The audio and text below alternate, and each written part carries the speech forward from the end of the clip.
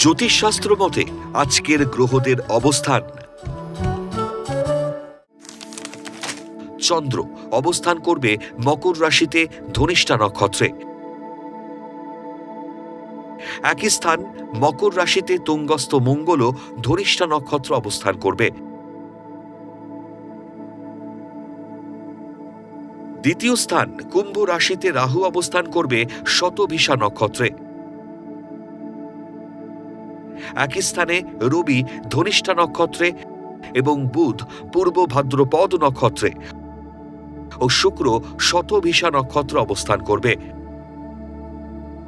তৃতীয় স্থান মীন রাশিতে শনি অবস্থান করবে উত্তর ভাদ্রপদ নক্ষত্রে। ষষ্ঠ স্থান মিথুন রাশিতে বক্রী বৃহস্পতি অবস্থান করবে পুনর্বসু নক্ষত্রে। অষ্টম স্থান সিংহ রাশিতে কেতু পূর্ব ফাল্গুনী নক্ষত্রে অবস্থান করবে।